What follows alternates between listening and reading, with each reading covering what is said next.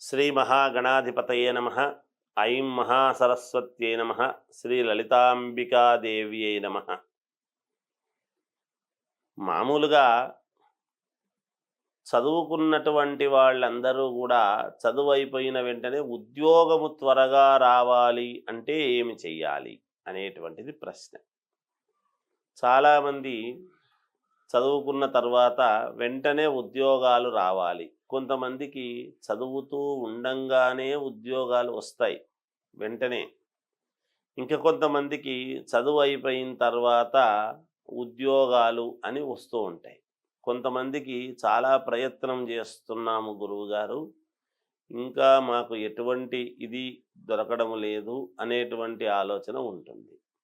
అంతే కదా, మంచి ఉద్యోగము అనుకూలమైనటువంటిది బాగా, అంటే వీళ్ళ యొక్క విజ్ఞతకు సంబంధించింది, విజ్ఞానానికి సంబంధించినటువంటిది, వీళ్ళ తాహత్తుకు సంబంధించినటువంటి ఉద్యోగము, దానికి తగినటువంటి జీతము వచ్చే విధముగా ఉంటేనే కదా ఎవరికైనా తృప్తి.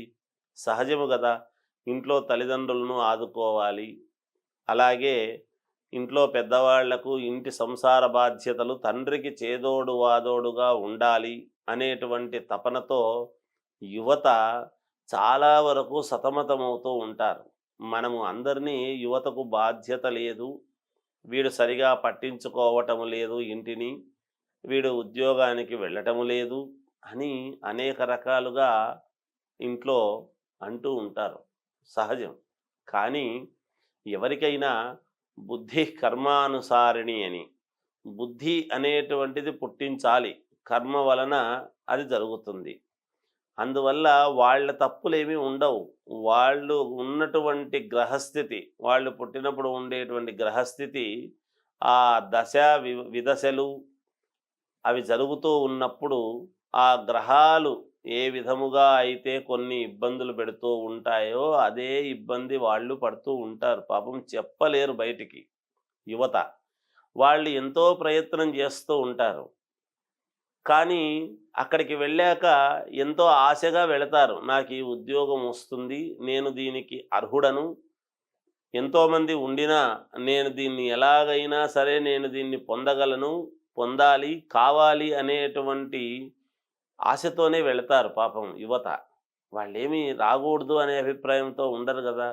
వెళ్ళినా అక్కడ చెప్పి అన్నీ చేసినా ఎక్కడో చిన్న దీంట్లో తప్పయి ఆ రౌండ్స్లో ఏదో మేము ఫెయిల్ అయ్యాము అని బాధపడుతూ ఉంటారు. అది తల్లిదండ్రులతో చెప్పుకోలేక, ఎన్నిసార్లు ఉద్యోగానికి పోయినా రాలేదు అని బాధపడలేక లోపల చాలా మదన పడుతూ ఉంటారు. అలాంటి యువత చాలామంది ఉన్నారు పాపం. వాళ్ళ తప్పు కాదు, ఆ గ్రహస్థితుల యొక్క ఇది. వాళ్ళది కూడా ఒక్కసారి జాతకము చూసుకొని ఎందుకు, ఏమిటి, ఏమి చేస్తే ఉద్యోగము వస్తుంది, అసలు ఉద్యోగము రావటానికి, రాకుండా పోవటానికి ఎక్కడ అడ్డంకి, జాతకములో మన లోపం ఏమిటి, ముందు మనల్ని మనము ఏమిటో తెలుసుకుంటే అప్పుడు మనకు రావాల్సింది ఏమిటి అని ఆలోచన.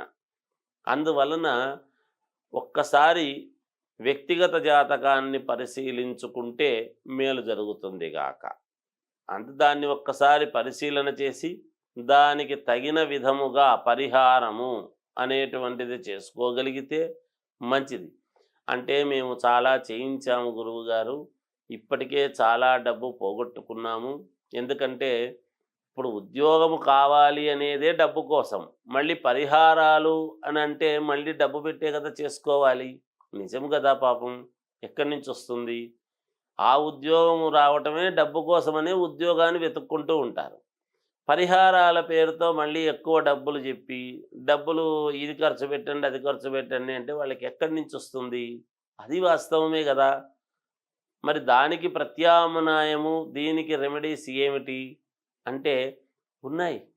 డబ్బు స్తోమత ఉండి నేను పెట్టుకోను అని అనుకునేటువంటి వాళ్లకు అది వేరు. నిజంగా డబ్బు పెట్టుకోలేక స్తోమత లేని వాళ్లకు ఉండేటువంటి విధానము వేరు.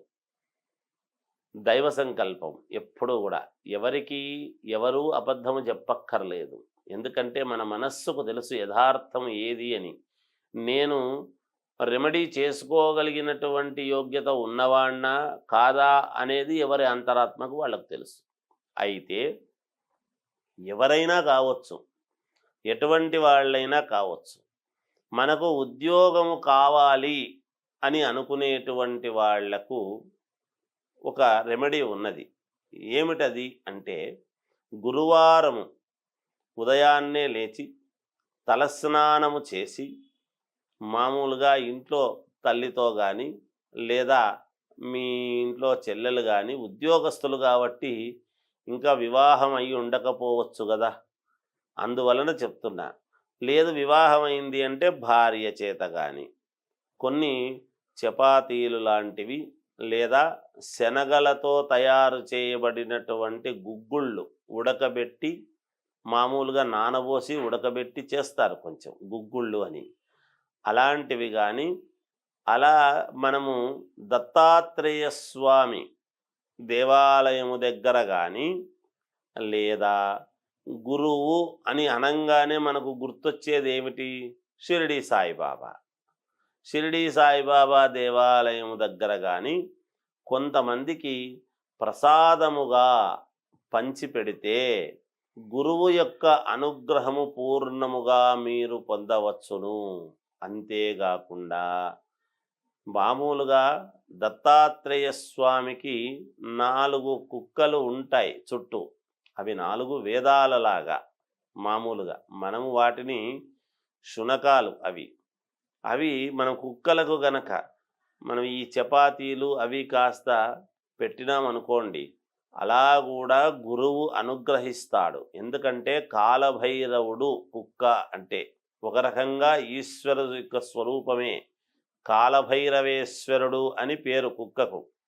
అందుకని మనము తక్కువ చూపుతో చూస్తూ ఉంటాము, కానీ ప్రతి కుక్క కాలభైరవుడు కదా, ఈశ్వరుడు కదా అని మనం నమస్కారం చేసుకోవడం కాదు, మనము అలా చూడాలని భావన చెప్తున్నాను అంతే.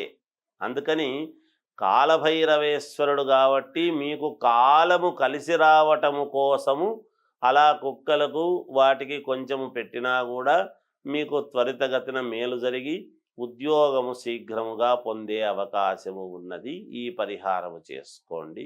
జయోస్తు.